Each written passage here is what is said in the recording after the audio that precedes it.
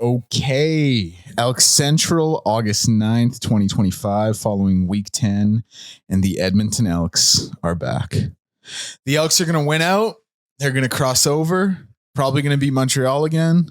Whip Hamilton in the East Final. Listen, they're going to lose to Saskatchewan in the Grey Cup. Nothing to hang your head on, but my goodness. Here's the thing, though. Before people start turning this down, it wasn't the best game ever. No, it certainly wasn't the best game ever. But you know what? Similar to what we said about an L being an L, a dub is a dub. It's true, man. Take it how you can, especially when they're far and few for this team. But it was sloppy, to say the least. There was a lot left to be desired by this Elks team.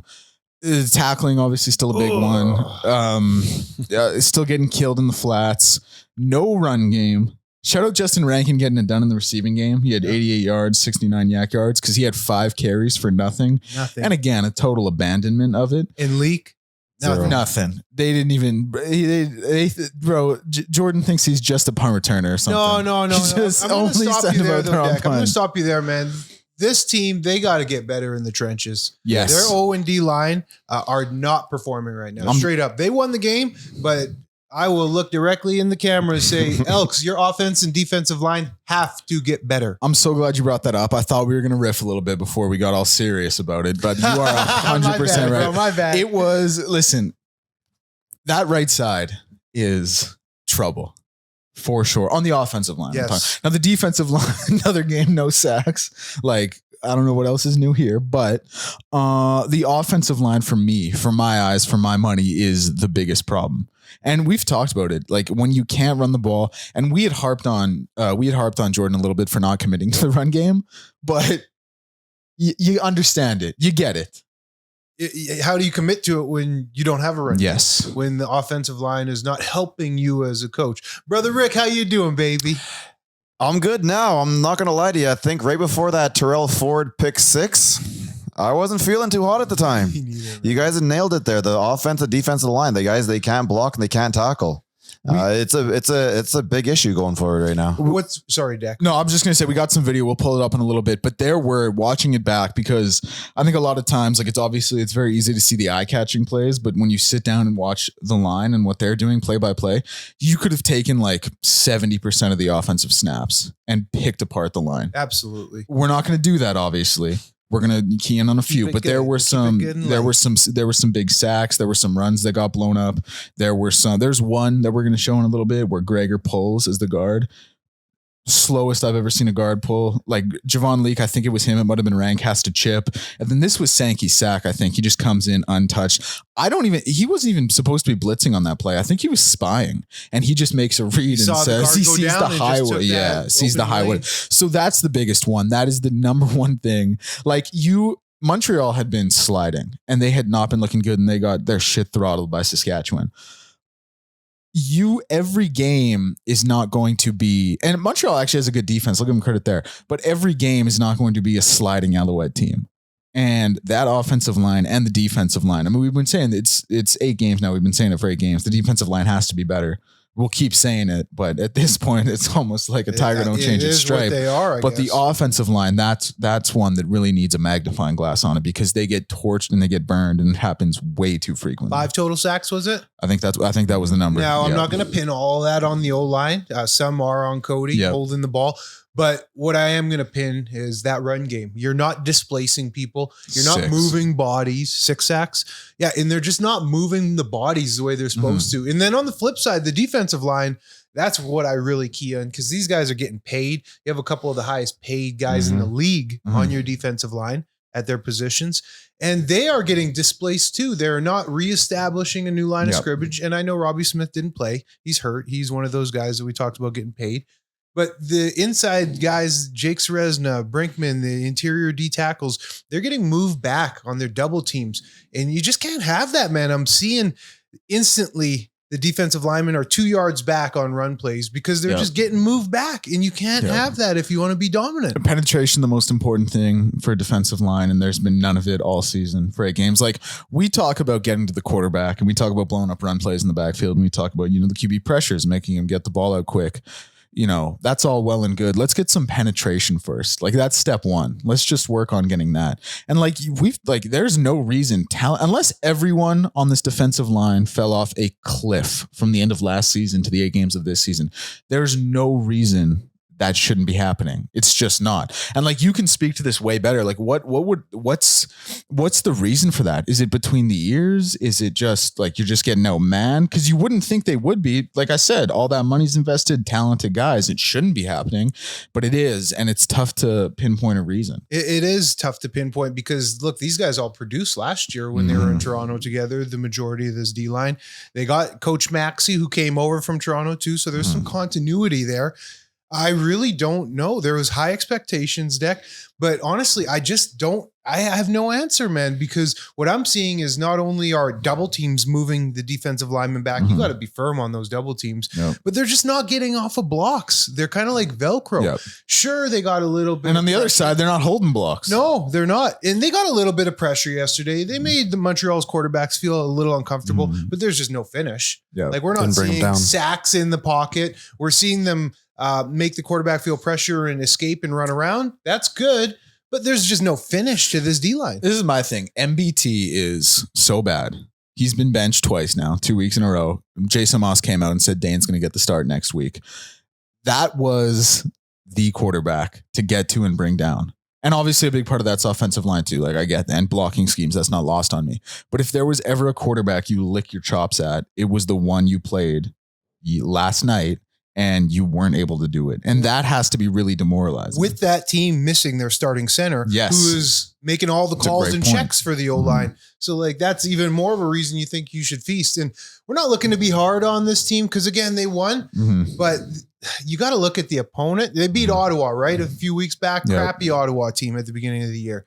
Now, Montreal was ravaged by injuries. And this game was so close down to the wire. Yeah. You would think Edmonton supremely had the better roster on paper, but for sure wasn't the case. You could make the argument every single position was better for Edmonton. You can make that argument. They win a 1-point game, but to that point, we had crushed them. We had killed them for not being able to finish games. That Hamilton game, most notably, you finished this one against Montreal, and we've killed them for saying an L is an L, but a dub is a dub. Hey, and they're back now. Problem being, BC wins the night before because we're really chasing BC for that crossover spot. You're gonna need some help with some of BC's opponents, and there's, it's not that point in the season when it's early. It's halfway through the season now. The second half is going to be gut check time. Labor Day is going to be huge. They have 2. We'll talk about it more tomorrow or Monday on Elks 101. The 2 games they have coming up versus Toronto and Ottawa. But it's really gut check time, and it's really time to put together some wins, string together some wins, and hope. Because I don't know where you come out. I still think the West is. I feel like that's a lost cause in terms of a playoff spot.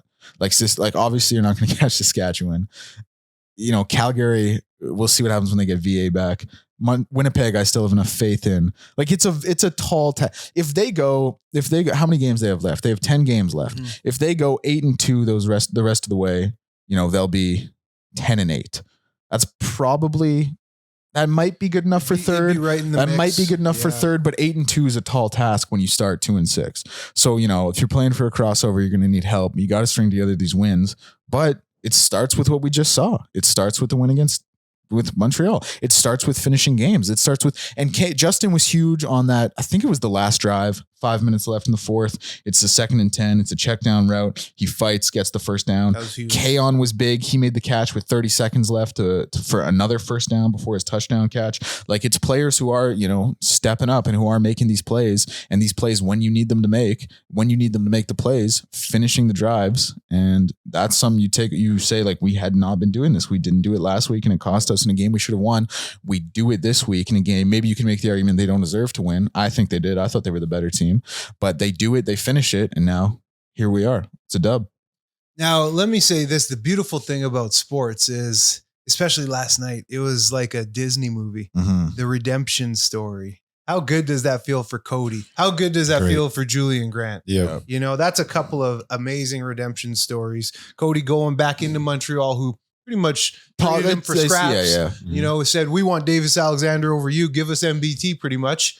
And then Keon, we know what he's been through, the drop last week, drop against Saskatchewan a couple weeks ago, that's got to feel good. Yeah, we were getting texts, and he's got to be leading the Elks with receiving touchdowns now with 5. I don't have the numbers in front of me, but he's got to be.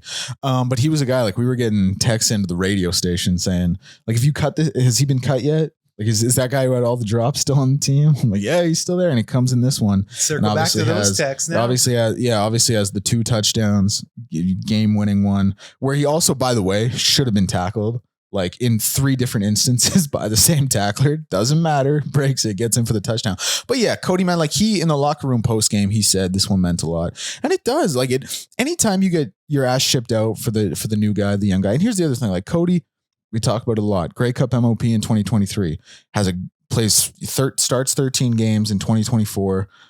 Decent record. They were 7-5-1, but he's got like 3,000 plus yards. His TD to interception ratio is like 2-1, like, performing.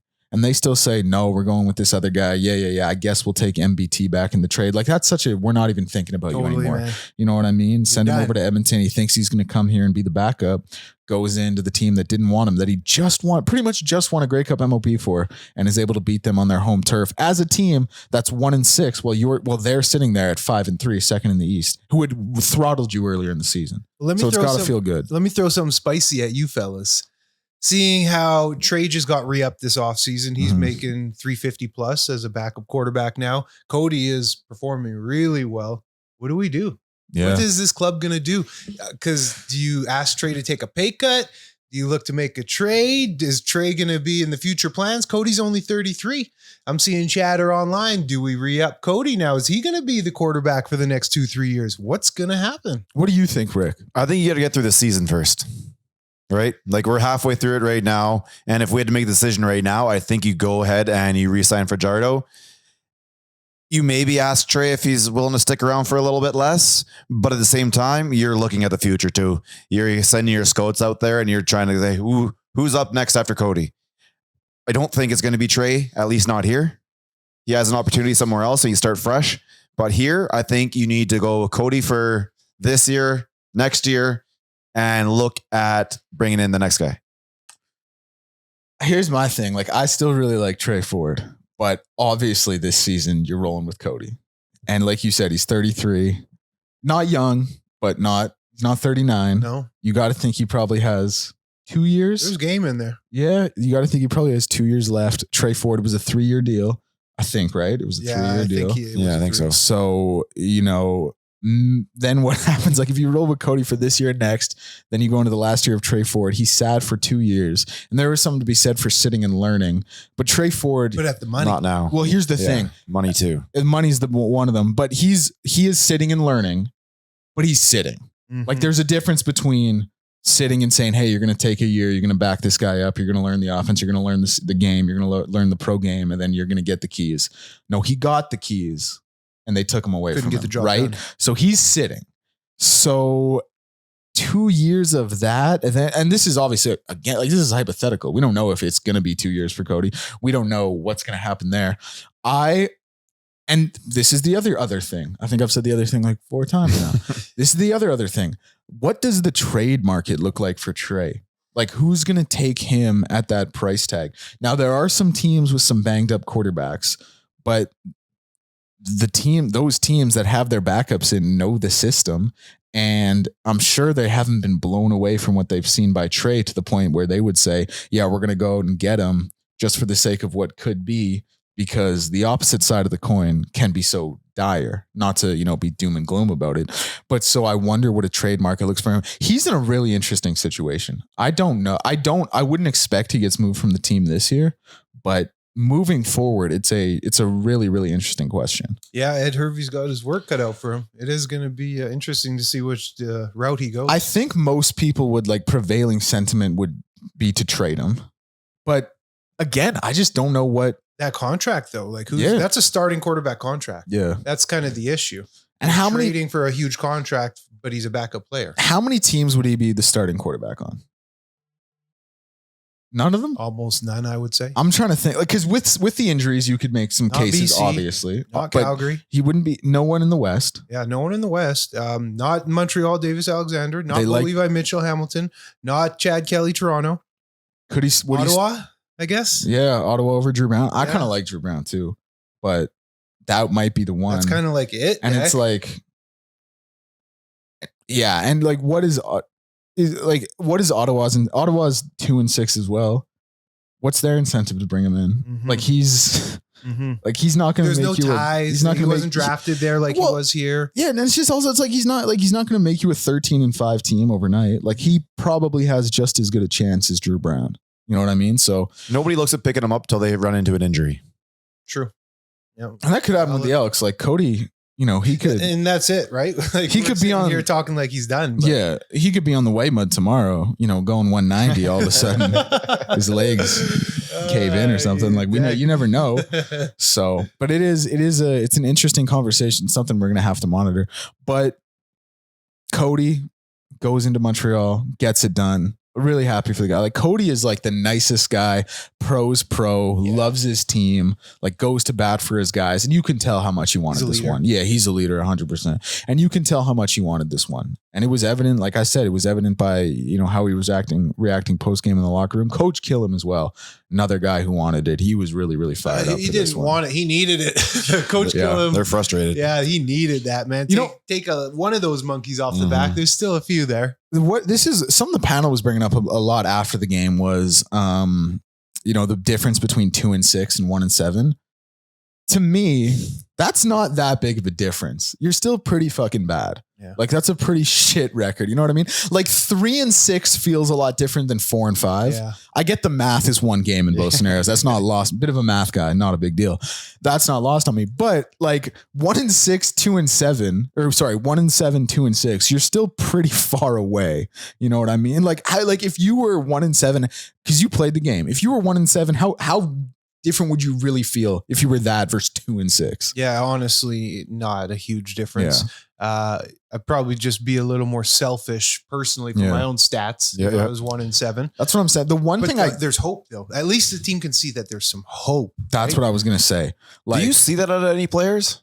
Like when you're watching the game, do you see anybody going, oh, okay, I get it. I just know what the record is. This guy's going out there to get some stats, or is everyone still playing like a team and exactly what do you want? It looks like they're all fighting together. For my money, it looks like they're playing like a team. It really does look like they're playing like a team.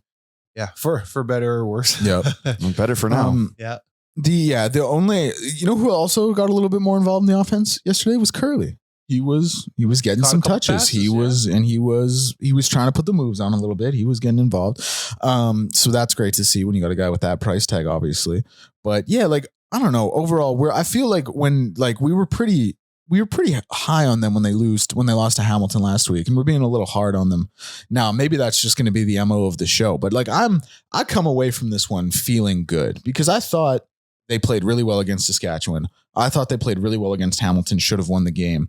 If you had lost this one to Montreal, I think that Toronto and the Ottawa games the next 2 weeks get so much tougher because the mental, because this would have been a third close loss, presumably. You would have obviously been 1-7. Now it just feels like this one to get the train rolling and to get the ball rolling, I should say, like that's huge for them. And like, I don't know, I feel like we could be looking up in 2 weeks and all of a sudden this team is 4-6. We're going into Labor Day. We don't know what's going to be happening with Calgary and you got something to play for. It's true. We'd be doing the people who tune in, the people who watch the pod, who get all this content. We'd be doing them a disservice if we just were rah, rah, rah. They won, because that's not the reality of it. Sure. They won, but it took them down to the last seconds of the game against a Montreal team that's depleted. And the fact is they just didn't play clean football. Yeah. They came out with the win. Great. But the facts are the facts. Yep. Let's just be truthful about it. We're not ramming on the team. I love the team. I bled for this team. I won for this team. Yeah, I am green and gold all decade, but facts are the facts, man. Like we got to be truthful about it or else that's our credibility. Now, when you were watching the game, was there part of you that thought the hook and ladder at the end of the game? Buddy, I kind of got nervous. I did too, a little bit.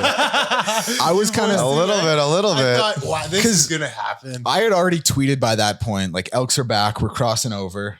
Season saved. And that was with like 12 seconds left or whatever after the touchdown. And then I was sitting there thinking like, if there's a defense that can give this up, it might be the Elks. That's exactly what I was thinking. Didn't come to pass, but it's certainly it certainly had me nervous for a second. Like I wasn't, because there's some wild shit that happens in the CFL. Yeah, you know what I mean? And totally. And then when they went to kick it, I forget which boy went to kick that at the end. It was a bad kick, but I thankfully. thought, if he gets a hold of this, gets it down, that you never know what could happen. Because we were talking to the punter the last show, and he was talking about how this field and this game is set up for some laterals, and of course we go 6 days, 5 days, whatever the hell it is later, and oh shit, we're in this position right now. This could bite us in the ass. And luckily it didn't. They did get a couple moves in there, but I lost a couple drops of sweat. we got to start talking to these. We got to start working these player interviews into a way to get like a coaching position. Be like, hey, you ever think about trying this? Like, get me in Coach Killam's ear. Let me pitch this to him. Just solicit some advice. Well, that's when you need to get the GM in here. Yeah. Right. I think we got to get directly into his ears. Then he's sitting there going, oh, you know what? We got the boys here. From one Ed to the other. I'll get you, Hervey. Ed in studio would be great. I would love to talk to Ed. I would probably come in my, Sunday best, the whole suit and tie. Like I would really doll it up for that one. I thought you meant you'd be coming. No, just a nice suit and tie, maybe a 3-piece. No hat for once. Really. Shoes polished up. Buy some shoes even. Like, hey, Ed, I bought these for you. I don't care. All right, man. I thought I was talking to Eddie. I didn't even know you'd be here. That'd be what the conversation would be like. We got let's throw some of these videos up here. I think we got to get, how many do we have? We got like 6, we have all 7. 8 that you wanted. Also, I just wanted to say for a really funny one that before we started recording, Pat was like, yeah, guys, like, I've been working Folk Fest. Don't throw to me. I look over and he's like playing with his hoodie string or something. I'm like, Pat, like, do you want my phone? Like, you can play Candy Crush, man. Like, you don't have to be here. You don't have to be here with us. I'm writing down all the timestamps so we can make clips for this later. I'm still doing something, Hey. I felt so bad. I was like, hey, that motherfucker don't want to be here. As long as we're recording our voice, we're good. Yeah, I think everything's working today, so we're laughing We're here. Gucci, baby. I think it even sounds good today too. Yeah. No, I think we sang. Did you listen back to the old one? No, I didn't even. It was rough. I went to listen back. I heard it though. Someone told me. Yeah. And the first thing I heard was Pat being like, hey guys, it's Pat here. Audio's a little rough on this one. Sorry about that. And I was like, fuck. And like I listened for a second and I was like, no, this isn't going to be, this ain't going to be the most downloaded episode for sure. but also shout out you guys for putting in that disclaimer. Cause like there are times when you pros, man. Oh my goodness. This is actually something else I wanted to mention. You came on, did a hit on Greg's show on Friday and mentioned everyone we have working here at ElksNation. I would make the argument the two of us are the least important people to this operation. No doubt about it. Like if we go, they'll find two other guys to fill in. Yep. If anyone else, like if Pat and Rick and Kennedy and Gina and everyone else, if they left, we would cease to exist. We would go. We would go. Face, we would go. It's all just a team, though. Everyone's pulling on the rope at the same time. That's what I tell everybody when they ask about the Elks Nation in the pod. I say, man, I show up. I do some talking. There's so much work that goes on behind the scenes, and it's you fellas who are doing it. My goodness! So we can't do this without you boys. I think about the day where in the Elks Nation group chat we get texts from Pat and Rick being like, yeah, we're out. And I'm like, okay, well, it was a fun run. Yeah, good run, boys. Yeah, it was fun while it lasted. On to the next. Good 8 episodes or whatever. See you guys around. One, you'll force someone to come in here and do it. Touche. Yeah. He's the big boss there. He'll force someone. He'll plop in some sort of intern in here. So we'll stick around for a bit though. Too much fun, fellas. Too much fun. I'm having a great time. Definitely having a great time. All right, we got what's the first video we're starting off with the Sankey sack. Okay, this is the one where Krueger pulled. This is the one where Krueger was pulling on the right side as the guard. He's slow to get there. I think it's Javon. It might be Rank. He has to chip. And look at this. Right up the middle, untouched. No one there. And it's communication, right? Yeah, you got 2 guys going. Because Krueger's supposed to be pulling, taking away the end. Exactly. And that would have been the running back. Javon is the one who needs to step up. They both go for the end. And it is a miscommunication of miscommunications and untouched up the middle. And that's Sankey just reading it. That is a called blitz, but it's a delayed blitz. He's seeing the flow of the offensive line, seeing what hole opens up, and then he's just shooting. Look, he's coming downhill, but he's more or less just reading it. And then once he sees... Go on. They were actually in a man here, and his man was Javon. That's what I'm saying. Yeah. Once he sees Javon go to make that block, he just shoots. Yep. He just shoots. And this is one of the ones, like, when we talk about some of the offensive line troubles, like, you can't be, and here's the other thing, like, Krueger barely gets a hand on him on the end there. And then it's just watching your quarterback get picked up off the turf. That was a like big that hit is too. yeah, that smacked him. That is one, obviously, the communication between him and Javon. And then just one of the ones that cannot be happening for that offensive line. Like guard pulling is pretty basic. You know what I mean? Like, you drill that pretty hard and you know who your responsibility is.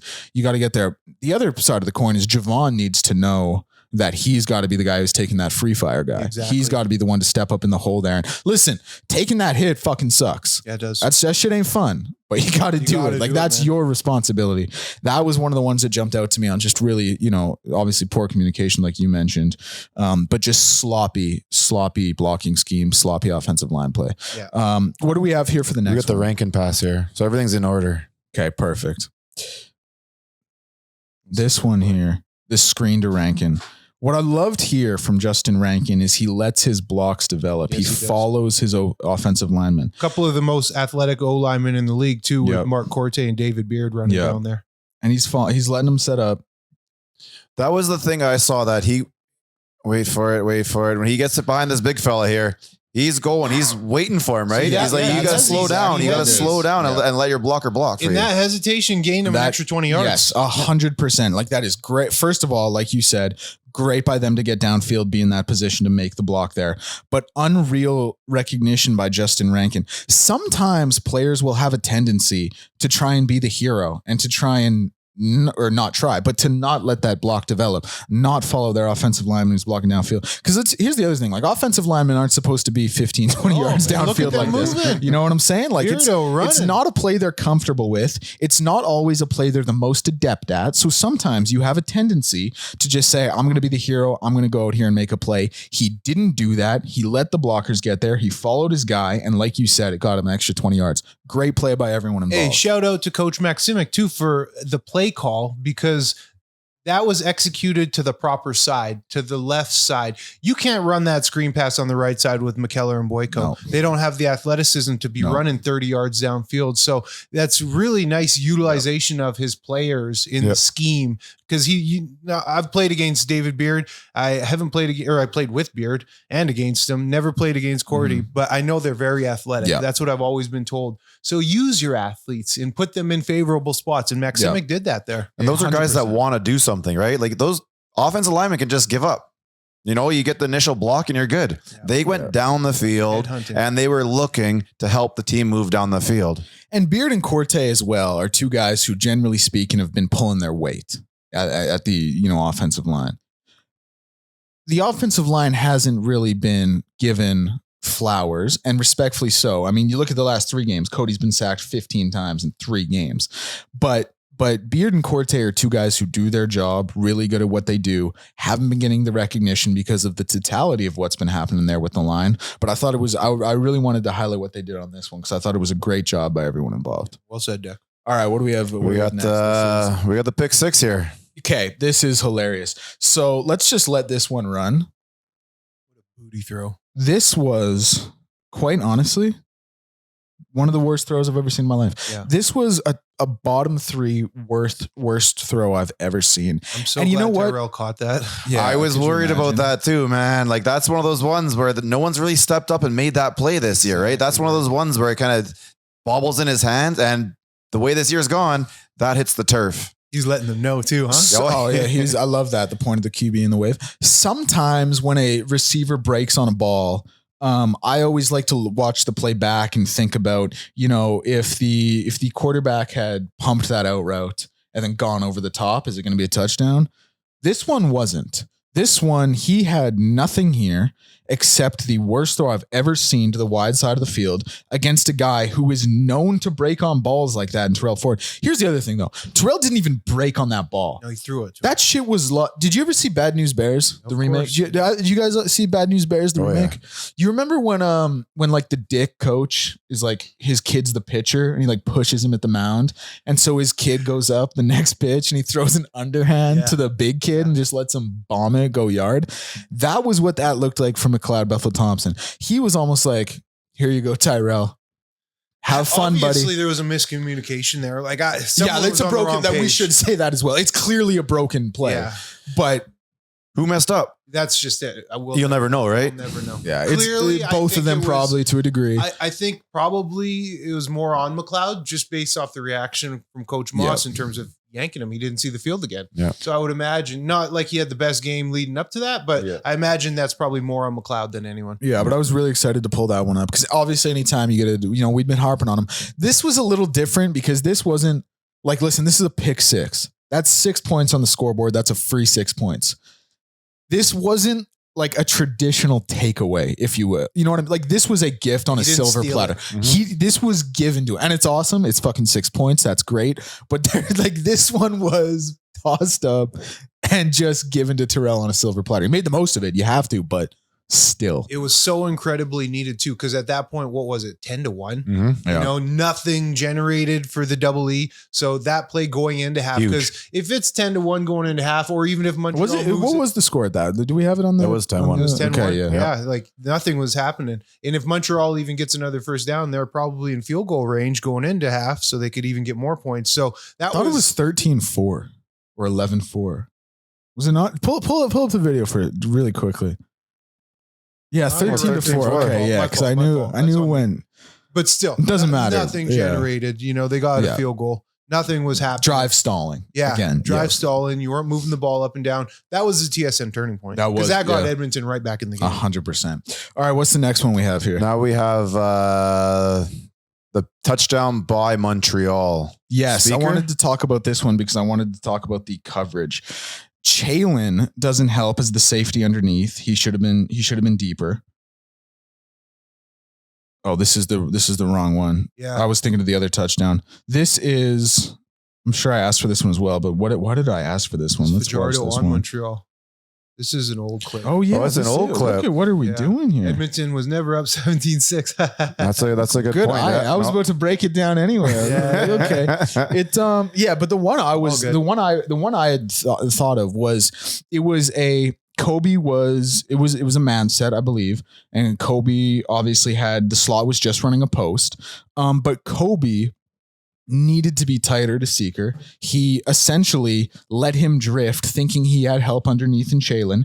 Chalin needed to be deeper. Chalin needed to be there. He was way too shallow as the safety, but Kobe needed to be on Seeker way tighter. Yeah. He's playing like 2 yards off. And then when he makes the cut, when he angles onto the post, he goes behind the goalpost. Like, and it's a weird spot because, you're wondering like, oh, am I going to run into this? Like if I try and get in his hip, but you can't, like the minute you go behind the goalpost there, the ball is going to be right there. Yeah. So it was a tough one between Kobe and Chalin. They both needed to play better. And I just thought that one really highlighted some of kind of the coverage mishaps that the Elks have had this season. Yeah. Like that's one that really is like it's two guys not doing their job and it's a communication issue.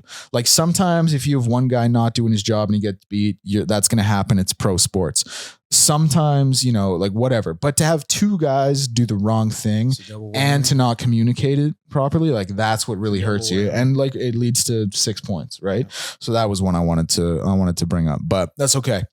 What's the next bad boy we have here? We've got we're talking Sean Lemon here.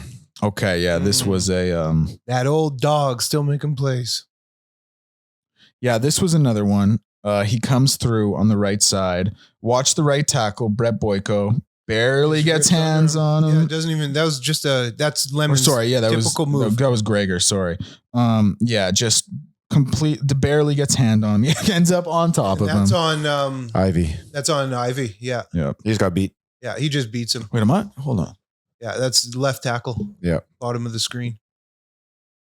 just gets under him. And that's it. Yeah. I mean, Isaac Adedemi Berglund also gets pressure off the right side too. He had a whale. He had 3 sacks. Yeah, he had a tough to do. Yeah, he more sacks than Edmonton's defensive line all year in one game. But that's just another one that I wanted to highlight. Obviously, Sean Lemon, man. I mean, credit to him getting it done at his age. It's pretty impressive. I couldn't imagine, I think, because he's right around my age. He might even be a year older. Yeah. And I couldn't imagine playing a CFL game right now. Really, hey? You're just done with it. You know. Just the physicality. Like, you know what? Joints, my knees. This would be a better question for Elks 101, but I'll ask it now. The NFL with the whole smelling salts thing. Like, how often were you ripping smelling salts? Oh, every game. Yeah. Would you do it every drive? No.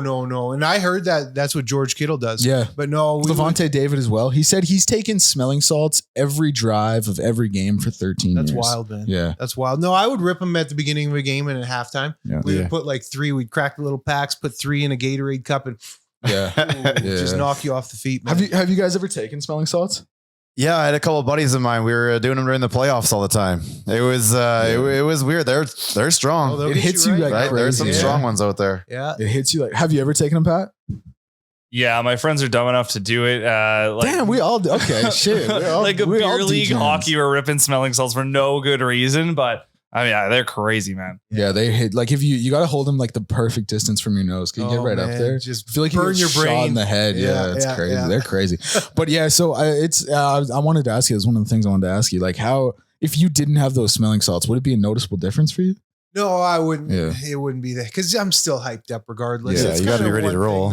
It's a little extra, a little cherry on top. Whoa, wake up a little bit. A little bit. It's like a zen. You know what I mean? Like it just makes everything a little nicer and a little enhanced. Yeah. One thing that I probably wouldn't do. I played almost every game in my pro career on Toradol. Yeah. And like that's man. You feel those collisions when you're out there, and Toradol just takes that edge off. You know what I'm saying? You were getting shots. No, I have gotten shots for sure. If I had a bad injury, I would just get it injected there, but typically just pills. Yeah. And then the doctor, they always have to give you a stomach liner to take with it because it just tears your guts up. Man. Yeah. I remember you talking about that once. Like, just the pharmacy down there in some of those pro football locker rooms. You know what I mean? When I first got in the league, things have really changed. But when I first got in the league in Hamilton in 2010, literally after a game, you could just go to the docks, ask for perks, ask for any type of pill you want, and they would just hand them out like candy, man. Yeah. It was reckless. And then pretty much everybody's just drinking in the locker room and just going to party. And it's pretty reckless stuff. You didn't have that in playing CIS, eh?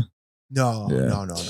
Yeah. Cause it's like, it is crazy. Like I don't know how so like, I'm not a doctor or a legal analyst, but it seems pretty crazy. Some liability. Some of the guys handed out. What's the next video we got here?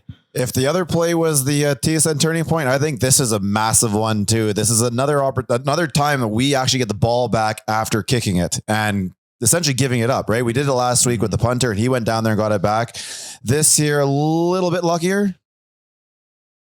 Yeah, this was a good lucky play. This was huge. Ran into his own man too.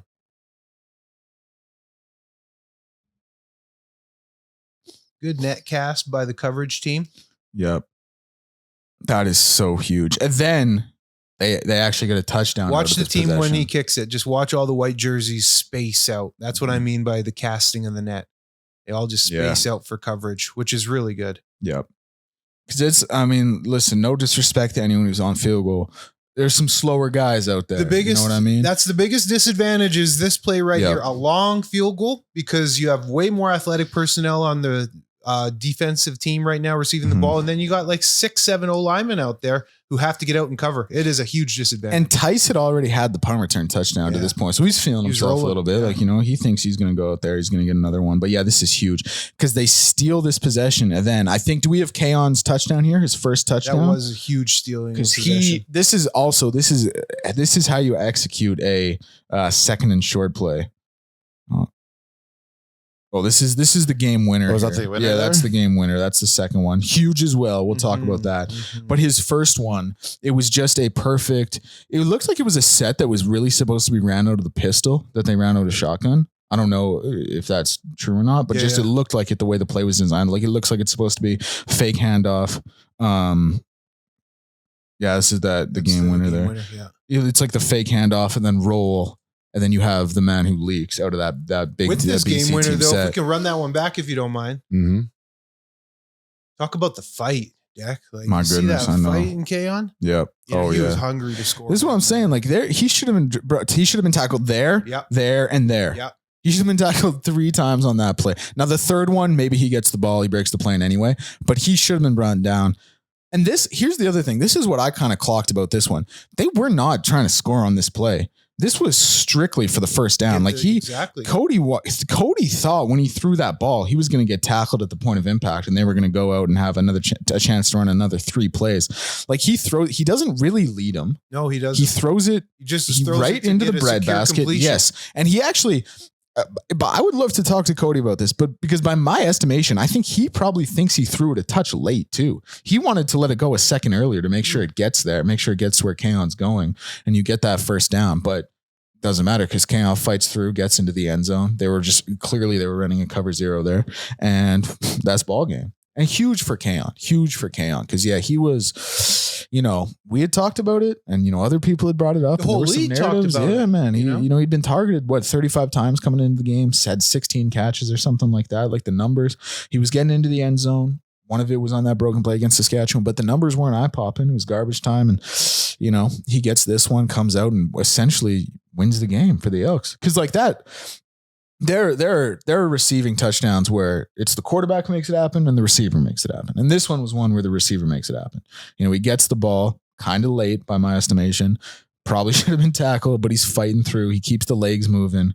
That's actually, what that clip is? That clip is a reason why every young kid watching tackle low, take away the legs, stop trying to tackle high, because this is what's going to happen. You're going to have him keep fighting through and take another 5 yards for a touchdown. Seeing guys go high, I never understood it. Even everyone wants to be Ray Lewis. Yeah, but man, nobody can run without these suckers. Yes, just wrap them up. And it doesn't.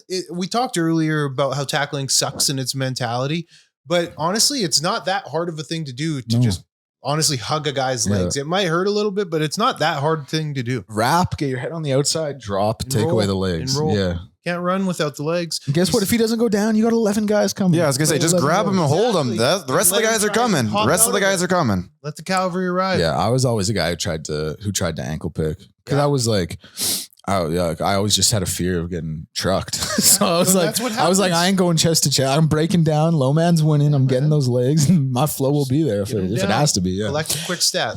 Oh man. Do you have a offensive and defensive player of the game for this one? Yeah, offensive player. I'll for sure go Cody Fajardo. Giving it to Cody. Yeah, I'm giving it to Cody over Keon.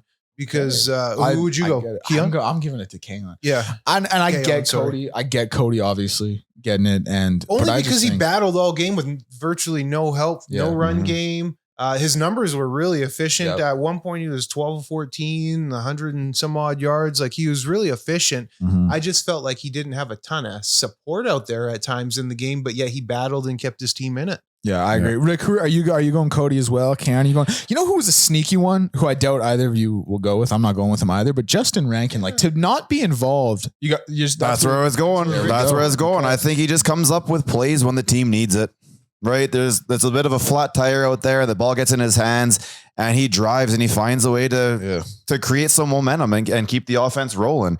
Without that, there's a lot of plays that die. There's a lot of drives that die a lot earlier. So I think he's actually a really, really big part of this team. And I understand it was 0 yards rushing, but they got to find a different way to get him the ball then. If that's not working, but he needs to get the ball. And I think they need to get the ball to Leak a little more too. And he went 4 for 88 receiving. 69. So just get the ball in his hands, man.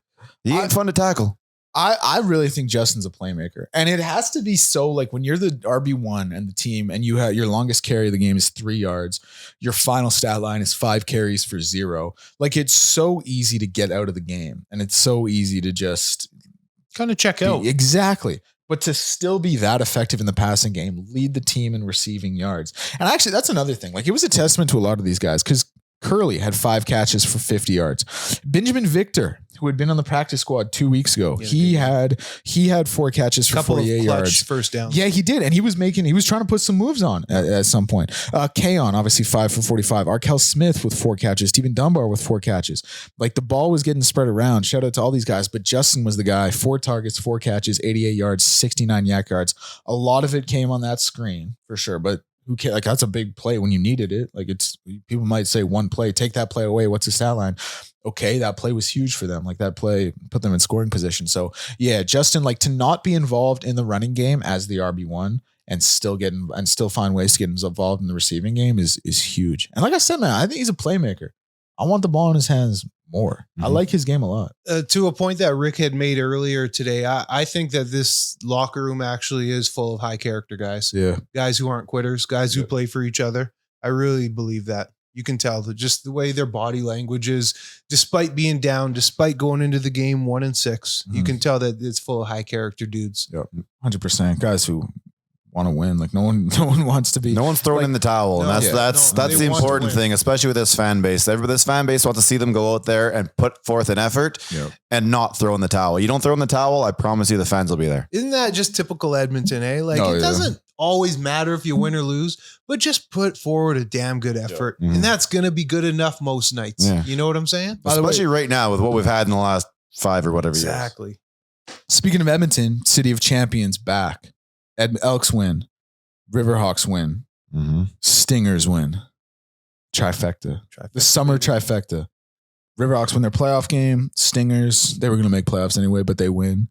Great time to be a sports fan in the city. It is. I mean, not when you look at the overall record of the Elks, but what? I said those Oilers aren't too shabby, I guess. Yeah, but no one here cares about hockey. This is basically the Tuscaloosa, Alabama of Canada. Okay, it's all football all the time around here. Yeah, funny, definitely.